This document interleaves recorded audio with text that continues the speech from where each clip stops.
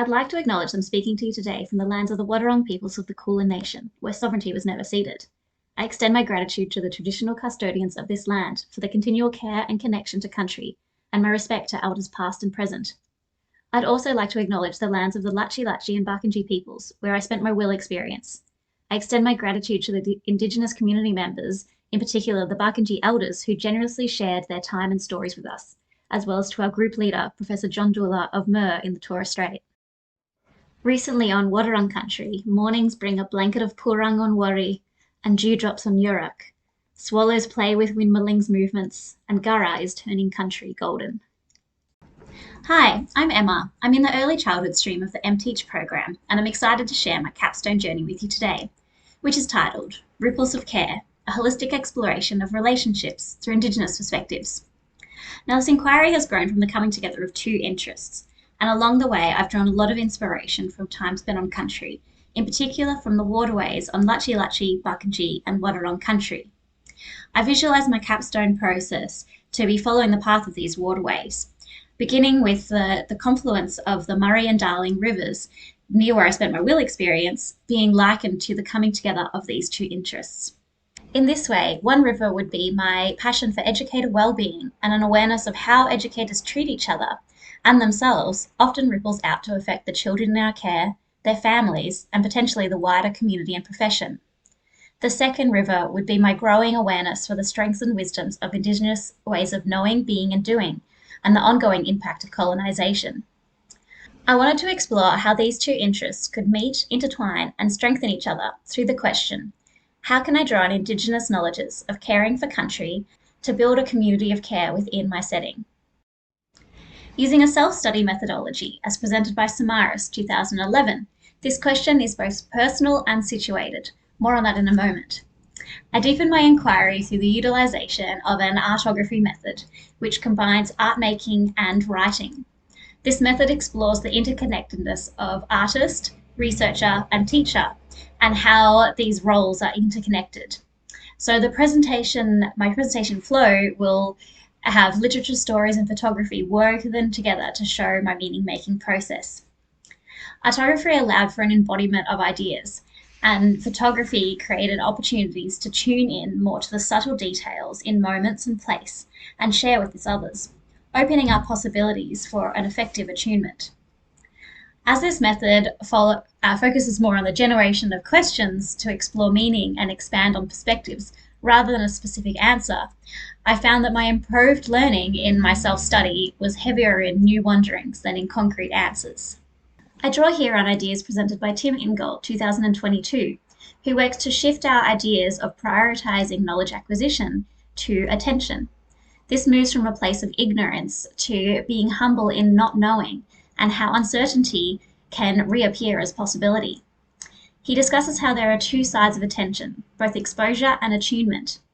In this way, I hope that my self-study knowledge generation that I'm presenting to you today will both allow some exposure and attunement to new ideas and to bring an attention to the speculative possibilities of uncertainty. Ingold continues that with this attention, we build a greater sensitivity to the cues in our environment and in our ability to respond to these cues. This ties in well with my experience and my growing awareness of just how much there is that I will never know. I wonder if shifting our perspective on knowledge can strengthen our attunement and responses in our teaching practice, and if this allows for a building on the strengths of Indigenous perspectives instead of seeking to acquire them as our own. Can we think with and not for each other and pay attention both to ourselves as well as our human and non-human community? I quickly found myself in a rhizome of ideas and new wonderings, and when I think of my journey through the waterways, I didn't expect just how many creeks and streams run out of these merged rivers, or of the additional impact from those who come in contact with water, such as trees, animals, wind, and people. As I only have time to present some of these with you today, I'm very aware that there are many voices and additional complexities that will not be included. However, I hope that what I have will open up new insights and wonderings. I hope it inspires you to be curious about the entangled web of relations in which we exist, and to be open to being affected. The journey I have chosen explores Indigenous perspectives through relatedness theory, as described by Karen Martin, the honourable harvest, as described by Robin Kimura, and place noticing, or learning with place, through slow pedagogy, as a practice that has potential to foreground Indigenous perspectives and history, as well as benefiting our holistic well-being. But first, let's go back a bit further upstream to figure out my positionality within this self-study process. So why am I interested in educator well-being and fostering a culture of care within the workplace? I want to foreground this discussion by acknowledging that care is not all rainbows and butterflies. Care is complex and often uncomfortable, looking different from moment to moment. Care requires attention. Hodge in 2019 describes the transformational potential of care and that is thickened when we include both human and non-human. Hodgson describes how care is both urgent and necessary to foster a more livable and equitable world. Care and caregiving can also be manipulated in a way that enforces a protectionist practice and a certain way of being, often discounting Indigenous perspectives and the capability of children. In my 5 years of working in early childhood education and care, I've moved country and place multiple times. This has provided me with an opportunity to witness a variety of team dynamics and practices. I've noticed that when educators are swept up in daily caregiving tasks, it can become difficult to remember the well-being of our team and ourselves. The living contradiction is that a best practice in supporting children's self-regulation is if an adult is calm and self-regulated. In addition, a parallel process can emerge, as how educators treat each other will often trickle down to be repeated in how children interact with others. When a day is busy and full of challenging behaviours, this can quickly create a negative cycle. Not only does this affect our service, but also the larger profession. The more educators we lose because the work is too hard, the harder our work and our ability to attract new staff becomes. Here I see the need to shift our practice.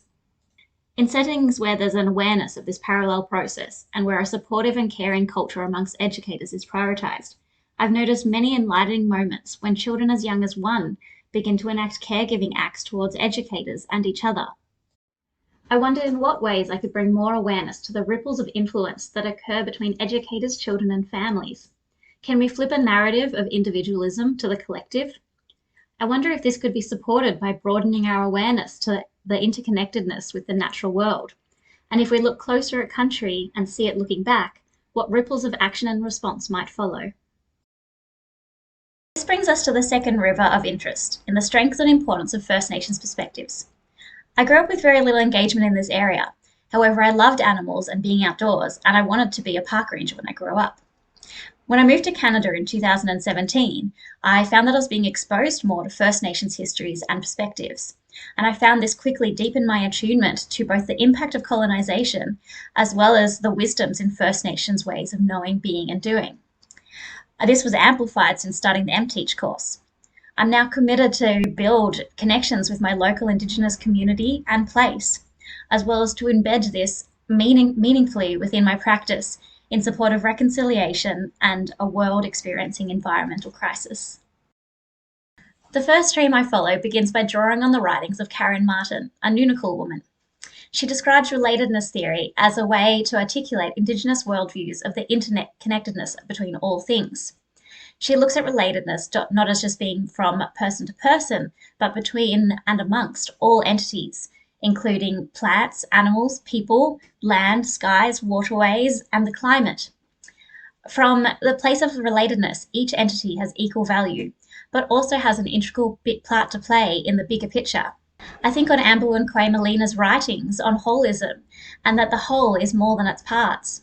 This flips the Western narrative that is so often people-centric and focusing on the individual to being moved towards a relationship-centric approach. It allows us to see the strengths in both ourselves and others, and to honour that we can't know all. Martin discusses how moving through the world in relatedness both comes with and requires respect, responsibility, and accountability.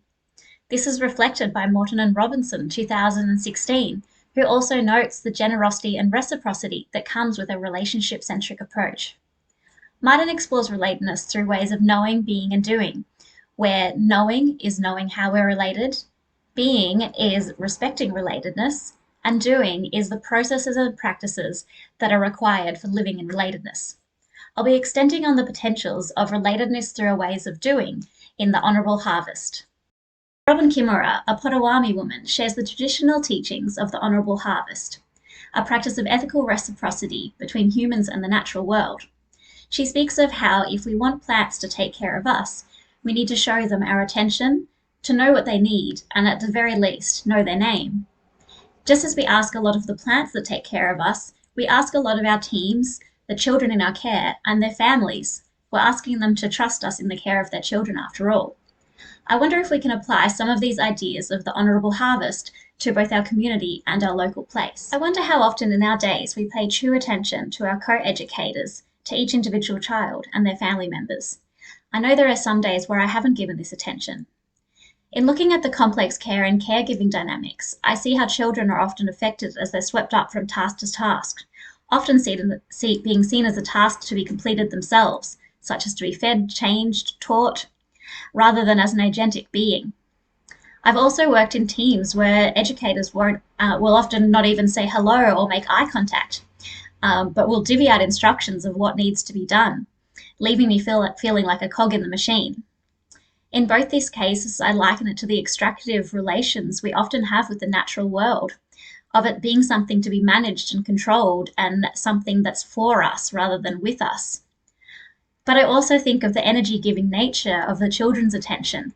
I think of their gleeful shouts of "Ima!" followed by a cuddle puddle as I walk into the room, not even getting a chance to put my bag down, while others in the room show their attention in different ways, with eye gazes and smiles from across the room. Shifting our focus to our interactions with the natural world, I think of a moment on Will where I spent slow time with a group of children while they played my ukulele outdoors. A butcher bird came and perched near us. I drew attention to how it looked like it was dancing to the music, and I sensed a bubble of reciprocity form. The children showed joy in the bird's dance, but also began to realize that what they did impacted the bird. When it flew away, they wondered what note the bird might like, and if there was a part of the yard birds might most like to come to.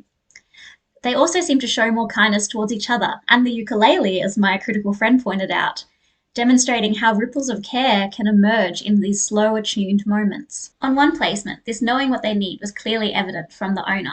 She spoke of getting to know her educators' strengths, where they enjoyed working, and then placing them in positions where they can shine. In this setting, I was continually blown away by how skilled and collaborative the educators were, each with their own unique strengths. I also saw the most attunement and trust given to children compared to anywhere else I had worked. I wonder how much this was influenced by the way the educators were treated and supported by management. I also think on the process of cool burnings and how this was highlighted often on Will as a way to care for country. This method of care means not just allowing country to run wild, but instead using fire as a way to regenerate and strengthen country. I can think of this as a method of regularly checking in with our team, children, and practices to ensure they aren't growing wild in our own individualist agendas.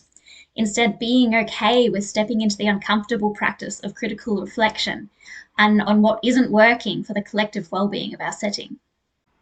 When thinking on Indigenous perspectives, I think on how hard the Wadawurrung Traditional Owners Co-op have been working to bring language back to country.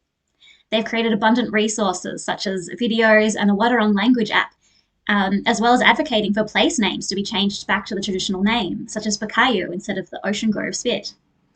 A simple practice of bringing Wadawurrung language throughout the day, rather just tacked on as additional content, is a way that I can honour First Nations' connection to country, as well as acknowledging how much was lost through colonisation. I find this simple practice helps to bring both myself and the children more in connection with country, and that even my 1 and 2 year olds that I look after call and recognise the magpie by its Wadawurrung name, Pawong.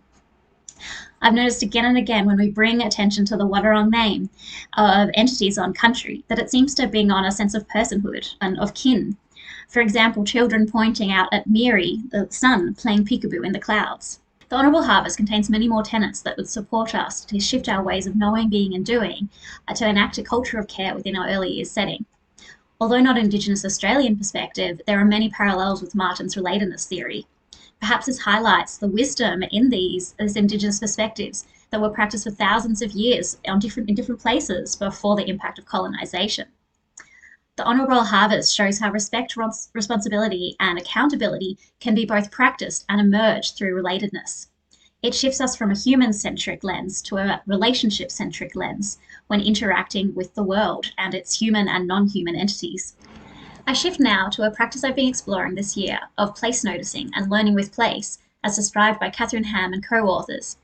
This is a practice that allows for a coming alongside and a coming amongst Indigenous perspectives as well as amongst the entities on country.